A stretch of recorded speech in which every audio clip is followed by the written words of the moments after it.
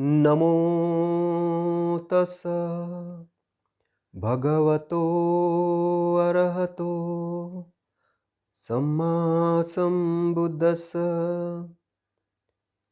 नमो तस् भगवतो अरहतो सम्मा सम्बुद्धस्स। नमो तस् भगवतो अरहतो सम्मा सम्बुद्धस्स। आज हम 37 बोधि पक्षीय धम्म के अंतर्गत 4 रुद्धिपाद और इसको हिंदी में कहेंगे 4 संपन्नताएं। तो 4 रुद्धिपाद या 4 संपन्नताओं पर हम बातचीत करने वाले हैं। 4 रुद्धिपाद या 4 संपन्नताएं क्या होती है, ये सबसे पहले समझना आपको जरूरी है।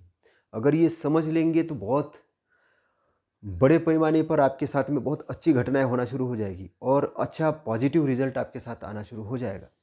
तो ये जो 4 संपन्नताएं हैं, किस संबंध में संपन्न होना है और किस संबंध में इसका विश्लेषण है, तो हम क्रमवार देखेंगे। तो कृपया आपसे मेरा नम्र निवेदन है कि आप शांतपूर्वक इसको ग्रहण करेंगे, समझेंगे।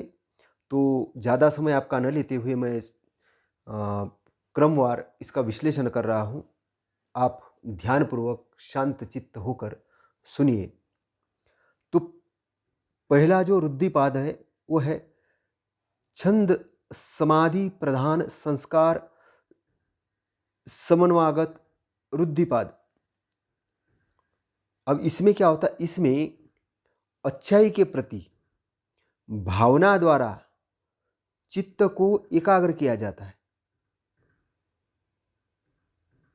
इसमें अच्छाई के प्रति भावना द्वारा, इमोशंस के द्वारा, इमोशंस ऐसा डेवलप करना है इंटरनली, और अच्छाई के प्रति भावना द्वारा चित्त को एकाग्र किया जाता है। भावना द्वारा, इमोशंस द्वारा चित्त को एकाग्रता की अच्छाई के प्रति। तो आपका जो इमोशंस है अच्छाई के तरफ ले जाना है। आपके जो सबकॉन्शियस माइंड को, चित्त को एकदम, भावों को आपको अच्छाई की तरफ ले जाना है, उधर अच्छाई की तरफ एकाग्र करना है। और यहाँ पर क्या किया जाता है, कुशल इच्छा को प्राधान्यता देकर। कुशल इच्छा 2 प्रकार की होती है, एक कुशल और एक अकुशल। तो अकुशल को छोड़ना है, कुशल इच्छा को प्राधान्यता देना है। तो प्राधान्यता देकर चित्त को एकाग्र किया जाता है। क्योंकि अगर आपने अकुशल को प्राधान्यता दी तो आपके साथ अकुशल घटनाक्रम ज़्यादा होगा, क्योंकि पूरी की पूरी एनर्जी आपने अकुशल को लगा दी। लेकिन यहाँ पर यह नहीं करना है, आपको कुशलता की तरफ लगाना है। तो आपको किसी भी घटनाक्रम को, किसी भी भावना को, आपकी इमोशंस जो है, आपका इमोशंस ऐसा बोल रहा है कि एकदम से कि आपको कुछ लग रहा है कि अकुशल करना चाहिए, ये करना चाहिए, तो आपको उधर से अपनी भावना को पूरा डाइवर्ट करके चित्त को, सबकॉन्शियस को, चित्त को किधर ले जाना, कुशलता की तरफ ले जाना है। कुशलता की तरफ आपको टर्न आउट करना है, उस पर फोकस करना है। तो उस पर आप फोकस करेंगे। इसी को कुछ लोग एटीट्यूड कहते हैं कि आपका एटीट्यूड पॉजिटिव होना चाहिए। तो यहाँ पर एटीट्यूड का मतलब नजरिया। तो नजरियों का निर्माण कैसे होगा? भावना द्वारा। इमोशंस एक डीपली पॉइंट है। थिंकिंग प्रोसेस के बाद में जो रिजल्ट आता है तो वो है इमोशंस क्रिएट होता है। अगर आपकी थिंकिंग निगेटिव है तो आपको निगेटिव इमोशंस आएंगे, पॉजिटिव है तो पॉजिटिव इमोशंस आएंगे। तो यहाँ पर भावना, अब आप रिपीटेशन में कह रहा हूँ कि भावना को कुशलता की तरफ लगाना है, अपनी चित्त की भावना को कुशलता की तरफ लगाना है। तो आपके साथ 2 चीज़ें होगी। एक ही धरातल पे आप खड़े, आपके साथ अच्छाई बुराई है, लेकिन यहाँ पर क्या करेंगे, आप बुराई को छोड़ देंगे, बुराई की भावना को छोड़ देंगे, अच्छाई की तरफ आप हो जाएंगे। और एनर्जी किसको देंगे? अच्छाई को। फोकस किधर करेंगे? अच्छाई की तरफ। तो जब आप चित्त को अच्छाई की तरफ फोकस करेंगे, है ना, तो अच्छाई की तरफ फोकस करने से क्या होगा, तो इसका जो सबसे बढ़िया काम होगा वो क्या होगा? वो होगा कि अकुशल विचार रुक जाएंगे। अकुशल विचार रुक जाएंगे और उसको रोकने के लिए ऐसा करना है। तो इसका जो प्रमुख कार्य है अनुत्पन्न अकुशल विचारों को रोकने के लिए, तो जो उत्पन्न नहीं हुए हैं उनको भी रोकना है। तो उसको रोकने के लिए आपको कुशलता की तरफ बढ़ना पड़ेगा।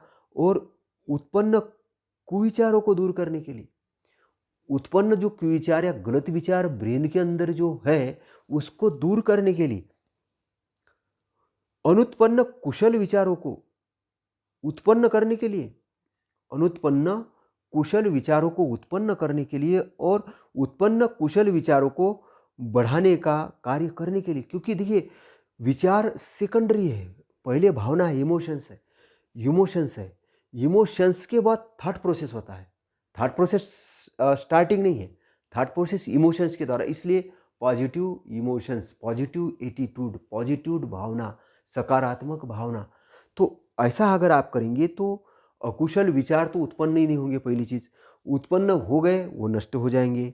और जो नष्ट और अनुत्पन्न कुशल विचार, अनुत्पन्न जो कुशल विचार है उत्पन्न होना शुरू हो जाएंगे।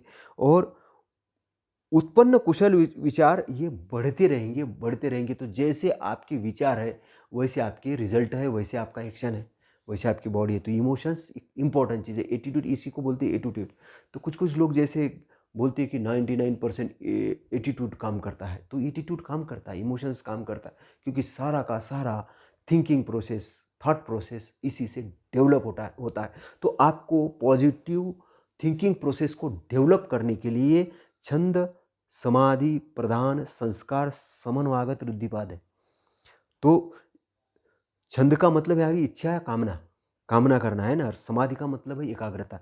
तो छंद समाधि प्रधान यानी छंद समाधि अच्छी इच्छा को प्राधान्य देकर संस्कार समन्वयगत रुद्धिपाद है ना। दूसरा हम देखेंगे वीर्य समाधि प्रधान संस्कार समन्वयगत रुद्धिपाद। यहाँ वीर्य का मतलब है दृढ़ प्रयत्न है ना।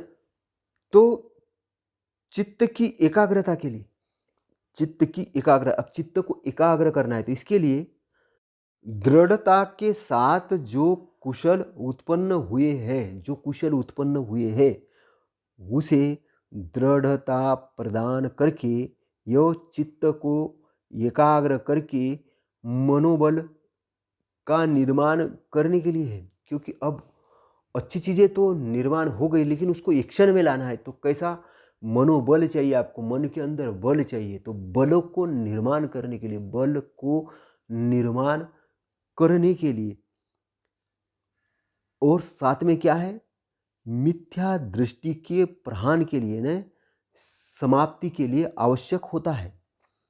इसके द्वारा कुशल विचारों का संचय किया जाता है और उसका रक्षण किया जाता है। कुशल विचारों का क्या किया जाता है, संचय किया जाता है और उसका रक्षण किया जाता है, उसकी रक्षा भी की जाती है कुशल विचारों की।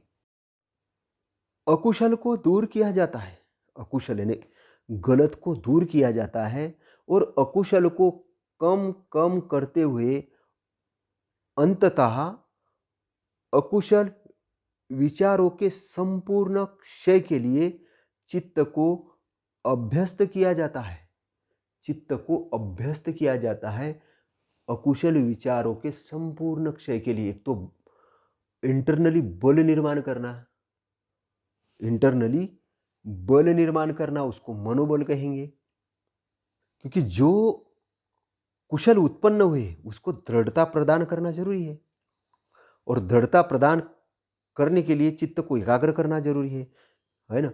तो इसका काम है मनोबल का निर्माण करने के लिए। और जो आपकी मिथ्या दृष्टि है, ये जो निगेटिव एटीट्यूड है, जो दृष्टिकोण है, मिथ्या दृष्टिकोण है, नकारात्मक दृष्टिकोण है, उसको समाप्त करने के लिए और समाप्त करने के लिए साथ ही इसके द्वारा कुशल विचारों का संचय करने के लिए, कुशल विचारों का यानी पॉजिटिव थॉट को, पॉजिटिव थॉट को स्टोर किया जाता है और उसका क्या रक्षण भी करना है। रक्षण करना, अच्छी चीज़ों का रक्षण करना भी जरूरी है। पॉजिटिव थॉट जो आपके पास में है, अच्छे विचार जो आपके पास में, इसका रक्षण करना, संरक्षण करना भी जरूरी है। क्योंकि ये आपके लिए भी एक धन संपदा है, ये धन संपदा है। कैसे? क्योंकि इससे इसके कारण ही आपकी भावना निर्माण होगी। अब देखिए भावना जो निर्माण होगी वो भावना से आप काम करेंगे। दूसरा है कि आप भावना को भी लगाएंगे, है ना। ये दोनों चक्के एक साथ साथ चलते हैं कि आपने अगर इमोशंस डाल दिया तो आपके थॉट प्रोसेस पॉजिटिव निर्माण होगी। अगर आपने पॉजिटिव थॉट प्रोसेस ब्रेन को देना शुरू किया तो उससे भी भावना निर्माण होगी। तो ये साथ साथ चलता है, चक्र है ना, चक्र चलता है। तो आपको पॉजिटिव एरिया के अंदर में आना है, अपनी इमोशंस पॉजिटिव के अंदर लगाना है। ये बहुत इंपॉर्टेंट चीज़ है, इसको माइन्यूटली गहराई से आपको समझना है। और अकुशल को दूर करना है। कैसे दूर? कम करते हुए। निगेटिव तो एकदम से कम खत्म नहीं होगा, लेकिन वो धीरे धीरे कम करते हुए उसको अंततः समाप्त करना है। तो अकुशल विचारों के संपूर्ण क्षय के लिए चित्त को अभ्यस्त किया जाता है। चित्त को क्या है?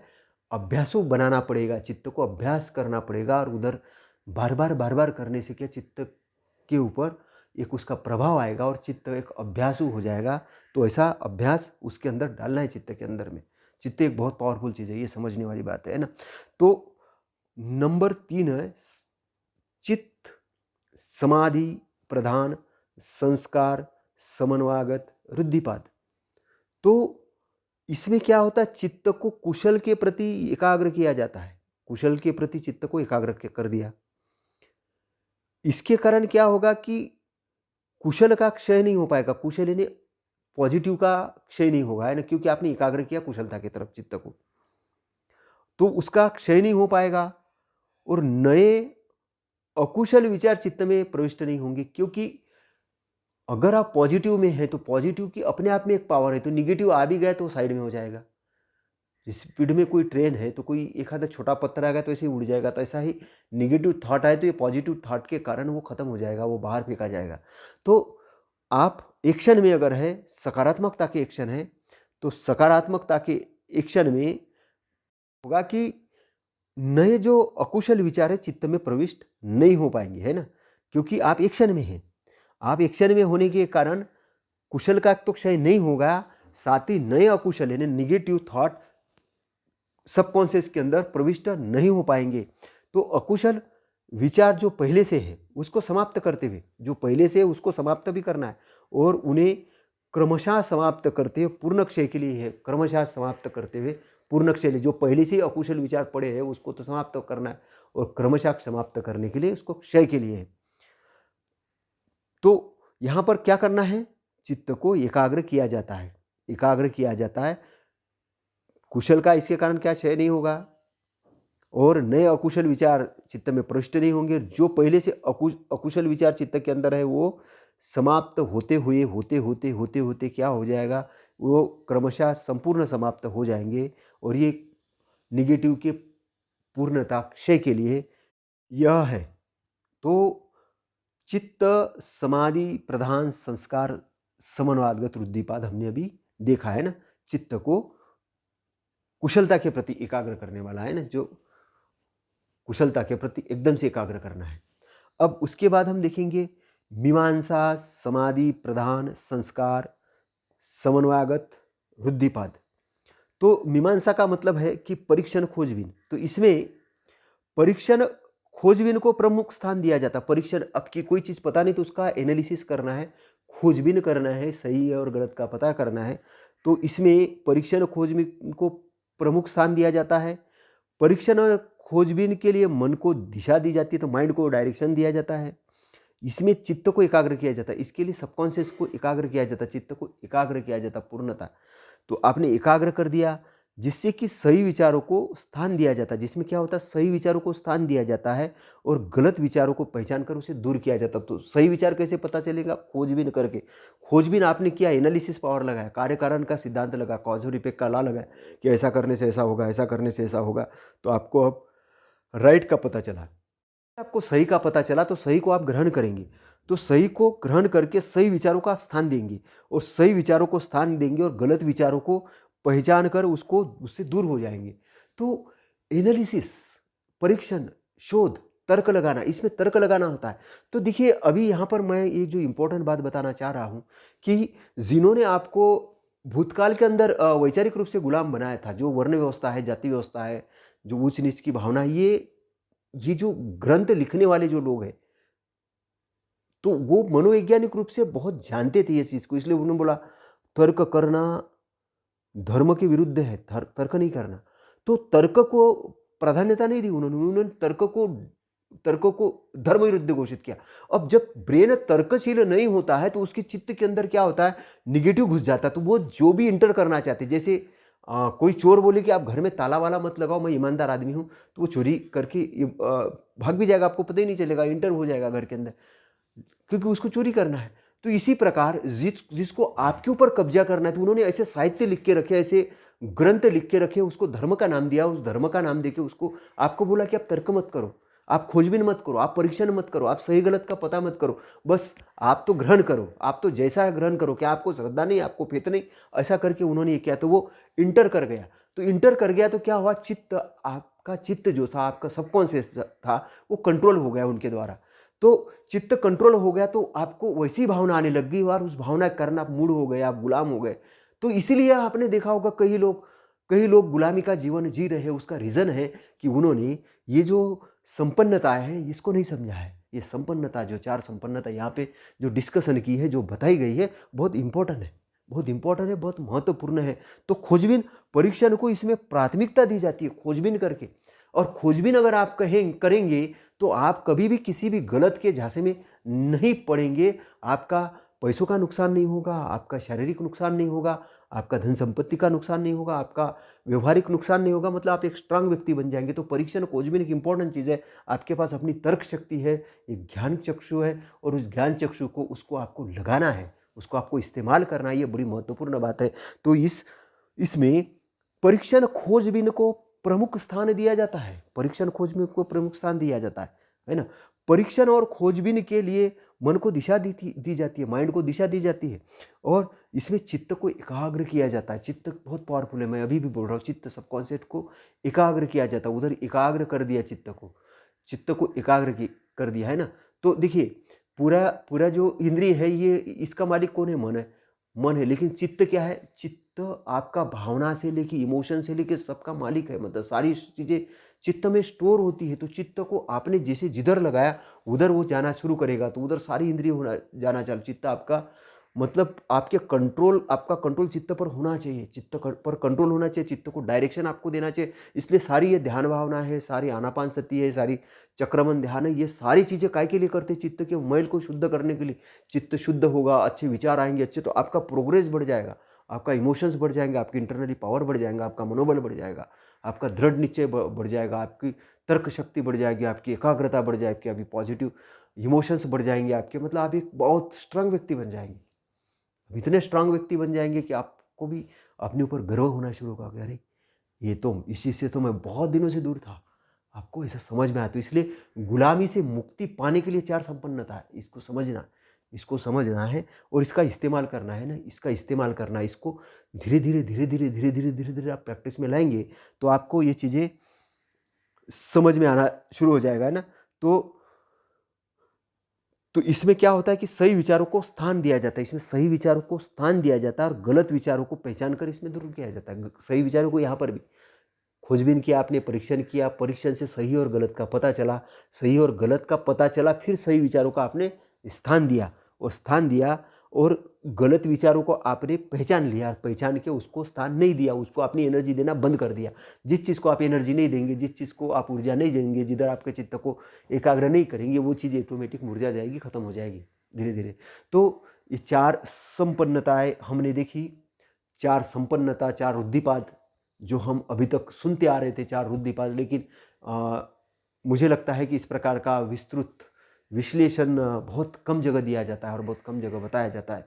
तो सद्धम्म को आप अच्छे से ग्रहण करेंगे, इसको समझेंगे, और समझ के आप अपनी भलाई करेंगे, अपने परिवार के लोगों की भलाई करेंगे, अपने समाज की भलाई करेंगे, देश की भलाई करेंगे, विश्व के उन्नति के लिए काम करेंगे, प्राणी मात्र के समृद्धि के लिए काम करेंगे।